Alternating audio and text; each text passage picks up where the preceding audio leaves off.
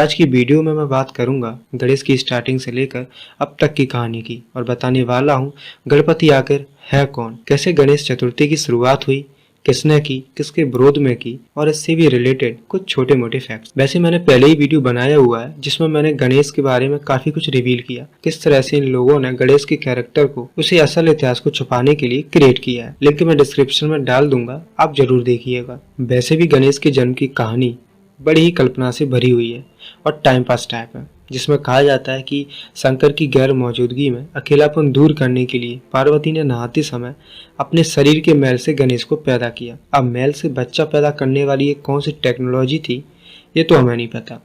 उम्मीद करता हूँ कि गणेश के भक्त कमेंट में जरूर बताएंगे। अब जब शंकर आए तब द्वार पर पहरा दे रहे गणेश ने उनको अंदर जाने से रोका था। घर में प्रवेश करने के मुद्दे पर दोनों के बीच काफी बवाल हुआ, युद्ध भी हुआ। फिर क्रोध में आकर शंकर ने अपने त्रिशूल से गणेश का सर धड़ से अलग कर दिया। फिर जब पार्वती बाहर आई और ये सब कुछ देखकर पूरी की पूरी कहानी बताई और विलाप करके अपने पुत्र को जीवित करने को कहा।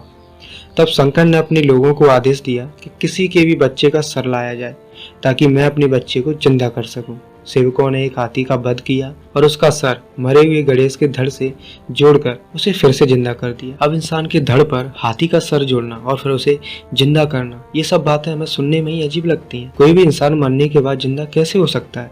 मान लीजिए जिंदा हो भी गया, पर इंसान के सर पर जानवर का सर कैसे लग जाता होगा?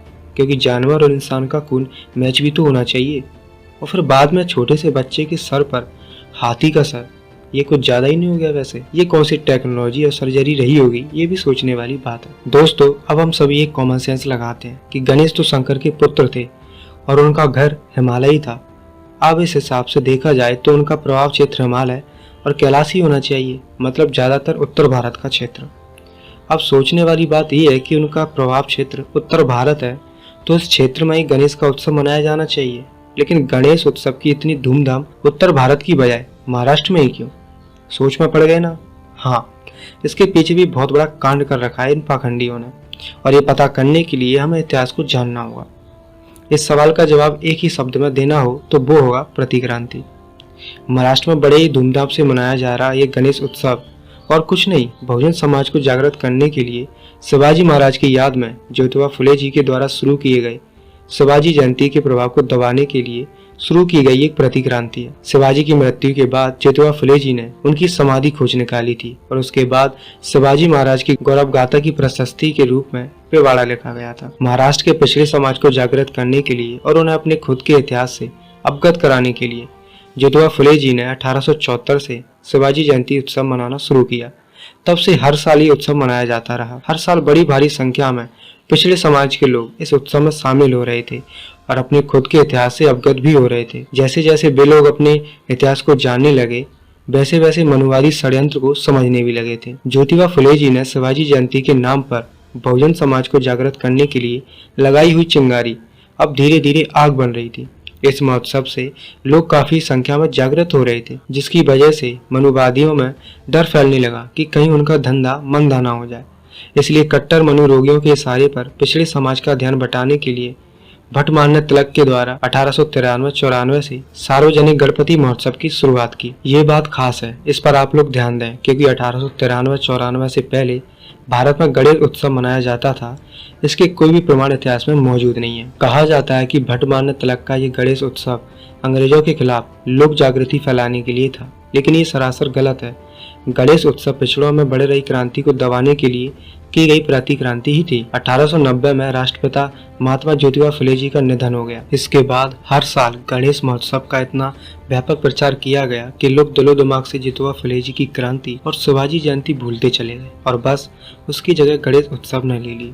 धीरे धीरे ये महाराष्ट्र से गुजरात और फिर बाकी क्षेत्रों में फैलने लगी। अब तो सभी लोग गणपति महोत्सव मनाने लगे हैं, लेकिन उनमें सबसे ज्यादा पिछड़े बहुजन समाज के लोग ही हैं। पिछड़े बहुजन समाज के लोग हर साल बाजार से ऊंचे दाम देकर गणपति की मूर्ति लाते हैं, स्थापना करते हैं, 10 दिनों तक पूजा अर्चना करते हैं, प्रसाद चढ़ाते हैं। 10 दिन के बाद पानी में डुबोने जाते हैं और डुबोने जाने वालों में से कोई ना कोई उनके साथ डूब जाता है। फिर भी भगवान अपने भक्त का जरा सा ख्याल न करके उसे डूबने देता है। ये तो रहा कि किस तरह से एक असल इतिहास को दबाने के लिए इन चिलगोजों ने काल्पनिक कैरेक्टर को लोगों के बीच स्थापित किया और लोगों को अंधविश्वास की एक और सौगात पेश की, जिससे लोग खुद के पुरखों का इतिहास भूल बैठे। हाँ, अब डूबने से याद आया कि ये तो मूर्तियों को पानी, नदी, तालाब या समुद्र में डुबाने का कार्यक्रम होता है। वो भी उसी वक्त शुरू हुआ था जब तिलक के द्वारा बड़ी संख्या में गणेश चतुर्थी की यात्रा निकाली जाती थी। उस समय दलित, अछूत, पिछड़े लोगों का जो हाल था वो किसी से छुपा नहीं है। यात्रा के दौरान संख्या ज्यादा होने के चलते उनके अछूत हाथ पवित्र गणेश पर लग गए, जिससे गणेश साहब अपवित्र हो गए और इसी की शुद्धि के लिए मूर्ति को पानी में फेंक दिया गया और तब से मूर्ति को पानी में प्रवाहित करने का चलन शुरू हो गया।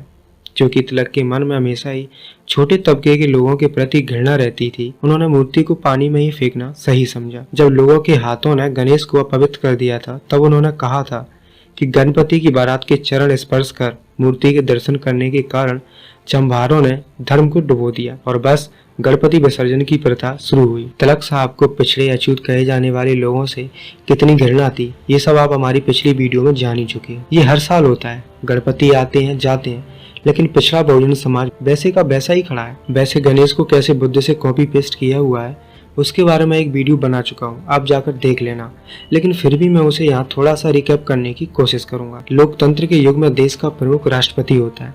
उसी तरह से प्राचीन भारत में राजशाही में गण संस्कृति थी और उस गण के प्रमुख को गणपति कहते थे।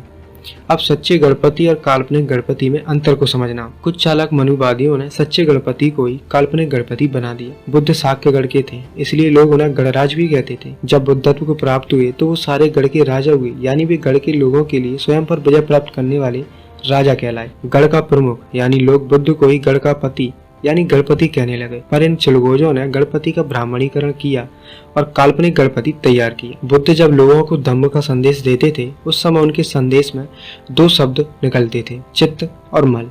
चित्त मतलब शरीर, मल मतलब मल।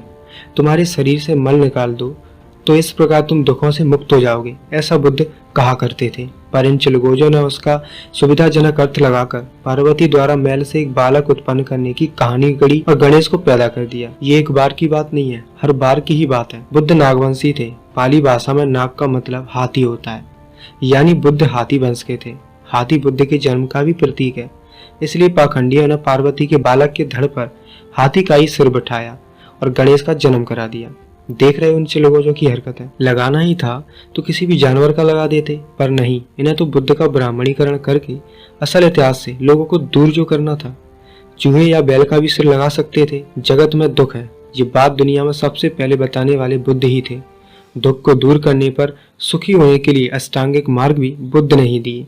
अष्टांगिक मार्ग का अविलंब करने से दुख नष्ट होता है, ये बुद्ध ने सिद्ध करके दिखाया। ये 8 नियम या सिद्धांत विनय से संबंधित है, इसलिए बुद्ध को विनायक कहा गया और 8 मार्गों पर विनयशील होने से अष्ट विनायक भी बुद्ध को ही कहा गया। यानी अष्टांगिक मार्ग से अष्ट विनायक होकर दुख को नष्ट कर सुख की प्राप्ति कराने वाले बुद्ध ही थे, इसलिए बुद्ध को सुखहर्ता और दुखहर्ता भी कहा जाता था। इस सत्य को दबाने के लिए ब्राह्मणों ने काल्पनिक गणपति को अष्ट विनायक भी कहा और सुखहर्ता दुखहर्ता भी। जब एक बालक के लिए किसी बेजुबान हाथी को मारा गया हो और मूर्ति विसर्जन में उनके भक्त डूब जाया करते हो और किसी को बचा भी नहीं सकते हो, तो भला ये कैसा दुखहर्ता सुखहर्ता हुआ? ऐसे हिंसा से पैदा हुआ गणपति कैसे सुखहर्ता दुखहर्ता हो सकता है? ऐसे ही बना दिया काल्पनिक गणपति को सुखहर्ता दुखहर्ता। बुद्ध को अष्टविनायक यानी 8 विनयों से परिपूर्ण ऐसे नामों से संबोधित किया जाता था। काल्पनिक गणपति द्वारा बुद्धत्व प्राप्त करके दुख को नष्ट करने वाला अष्टांगिक मार्ग का आविष्कार करने का प्रमाण इतिहास में कहीं नहीं मिला और न ही मिल सकता है।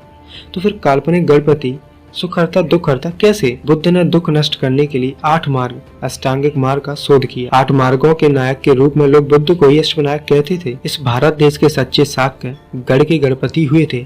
उसी गणपति शब्द का ब्राह्मणों ने ब्राह्मणीकरण करके समाज में काल्पनिक गणपति को जन्म दिया और उसी काल्पनिक गणपति के नाम पर संपूर्ण समाज को अंधविश्वास के गर्त में डुबो दिया। और त्योहार उत्सव के नाम पर ब्राह्मणों ने समाज से धन दौलत वसूलने की शुरुआत की। बुद्ध का ब्राह्मणीकरण करते समय उन्होंने कई गलतियां भी की, जिससे ब्राह्मणों की बदमाशी उजागर होती है। शिव शंकर जब देवों का देव है तो उन्हें गणपति का सर धड़ से अलग करते समय उन्हें ये क्यों नहीं पता चला कि वो जिससे युद्ध कर रहे हैं, जिससे लड़ रहे हैं, वो उन्हीं का पुत्र है। जब गणपति देव थे तो उन्हें ये कैसे पता नहीं चला जिसे वो रोक रहे हैं वो उसके ही बाप है। शंकर को ये कैसे पता नहीं चला कि बिना उसकी अनुपस्थिति में उसकी बीवी गर्भवती कैसे हो गई, जबकि वो नौकरों की सुरक्षा में भी थी। अगर पार्वती शरीर के मैल से बालक बना सकती है तो उसी मैल से बालक का सिर क्यों नहीं बना पाई, क्यों नहीं उसे जिंदा कर दिया। जो आदमी अपने बेटे को नहीं पहचान सका वो अंतर्यामी कैसे हो सकता है। जिसको इतना क्रोध आ जाए कि एक बच्चे की हत्या कर दे वो भोला कैसे हो सकता है। जो अपने बेटे को जीवित करने के लिए किसी मासूम माँ के मासूम बच्चे की हत्या कर दे वो दयालु कैसे हो सकता है। जो औरत अपने बेटे को जिंदा कराने के लिए किसी और माँ की कोख उजाड़ दे,